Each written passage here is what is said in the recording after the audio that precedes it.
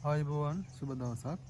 ඉතින් අලුත් තුඹ වගාවක් සඳහා අපි පැල තවං කරගන්නකොට දැන් තියෙන ලොකුම ගැටලුව තමයි වගාව ඒ කියන්නේ තවං කරන අතු. ඒ කියන්නේ අතු හොයාගන්න එක. ඒක අතු ගන්න වෙන්න අපිට මෞෂාක වලින්. ඉතින් මෞෂාක කිව්වහම ගොඩක් දෙනෙක්ට ගැටලුවක් තියෙනවා මොනවද මේ මෞෂාක කියන්නේ කියලා. එතකොට අපි අලුත් වගාවක් සඳහා අලුතින් පැල හදන්න වෙනම වගාවක් මේ මෞෂාක කියලා වෙනම වගාවක් නඩත්තු කරන්න නැහැනේ. එහෙම කරන්න පුළුවන් නම් හොඳයි. නමුත් ඒක ලොකු වියදමක් දරන්න වෙන සහ ලොකු කැපකිරීමක් කරන්න ඕන අමතර බරක් අපිට. එතකොට අපි වෙනම වගාවක් නඩත්තු කරන්නේ නැහැ. අතු ගැනීම සඳහා විතරක්. හරි. අතු ගන්න එක පැල හදන්න අතු ගන්න කියලා අපි වෙනම වගාවක් කොයි වෙලාවකවත් නඩත්තු කරන්නේ නැහැ. එතකොට කෙනෙක්ට ප්‍රශ්නයක් තියෙන්න පුළුවන් අපි වෙනම වගාවක් නඩත්තු කරන්නේ නැත්නම් කොහොමද අපි ඊළඟ වගාවක් සඳහා අතු පැල ලබා ගන්න අතු කොහොමද සපය ගන්න කියලා. ඉතින් මෞෂාක කියලා මෙහෙමයි. මෞෂාක කියන්නේ මෙහෙමයි.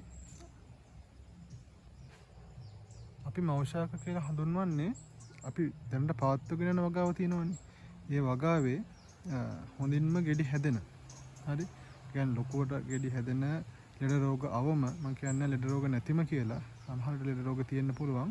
නමුත් අපේ වගාවේ තියෙන නිරෝගීමත්ම ශාක තියෙනවනේ. නිරෝගීමාත්ම ගැහැණු සහ පිරිමි ශාක වලින් ගන්න අතු තමයි අපි අලුතෙන් වගාවකට පැල හදන්න ගන්න. ඒකට මෞෂාක කියලා හඳුන්වන්නේ අපි පවත්වගෙන යන වගාවේ තියෙන නිරෝගීමාත්ම සහ හොඳින් ඵල දරන ශාකවලට අතු ගන්න ශාකවලට. ඒ කියන්නේ අලුතෙන් වගාවකට පැල හදා ගන්න අතු සපය ගන්න පුළුවන් අපි පවත්වගෙන යන වගාවේ තියෙන ශාකවලට තමයි මෞෂාක කියලා කියන්නේ. ඉතින් ඔයාලගේ වගාවෙත් එහෙම තියෙන ශාක තෝරගන්න. ඒ කියන්නේ හොඳට ගෙඩි හැදෙන, ලොකු ගෙඩි හැදෙන, හොඳට ඵලදාව දරන, නිරෝගීමත් ශාක කීපයක් තෝරගන්න. ඊළඟ වගාව සඳහා අතු සපය ගන්න. එහෙම නැතුව වගාවේ තියෙන හැම ගහකින්ම අතු අරගෙන පැල හදනවා කියන එකක් නැහැ. හරිද? අපි තමයි තෝරගන්නේ මොන ශාක වලින්ද කොයි වගේ මට්ටමක තියෙන හොඳ ශාක තමයි අපි තෝරගන්නේ අතු මේ පැල හදන්න, අතු ලබා ගන්න. ඉතින් ඔයාලගේ වගාවේ තියෙන නිරෝගීමත්ම සහ හොඳින්ම ඵලදරන තුඹ ශාක තෝරගන්න අතු හදා ගැනීම පැල අතු ලබා ගන්න අලුතින් පැල හදා ගැනීම සඳහා ඉතින් මම ඒ අතු කපන ටික නම් පෙන්වන්නේ නැහැ. මම තනිය අතින් ෆෝන් එකත් අල්ලගෙන අතු කපා ගන්න අමාරුයි.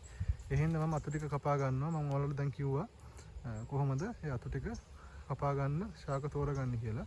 ඉතින් දිලීර හානි නැති හොඳින් ඵලදරන නිරෝගීමත්ම ගැහැණු පිටිමි ශාක වලින් අතු ලබා ගන්න අලුත් වගාවක් සඳහා. ඉතින් මම මේ වීඩියෝ එක මෙතනින් නවත්තනවා. ඉතින් අතු ටික මම කපා ගන්නවා. ඔයාලත් ඒ විදිහට කපා ගන්න. ඊට පස්සේ අපි බලමු කොහොමද තවන්න ගහන්නේ කියලා ඊළඟ වීඩියෝ එකේ. සුබ දවසක්.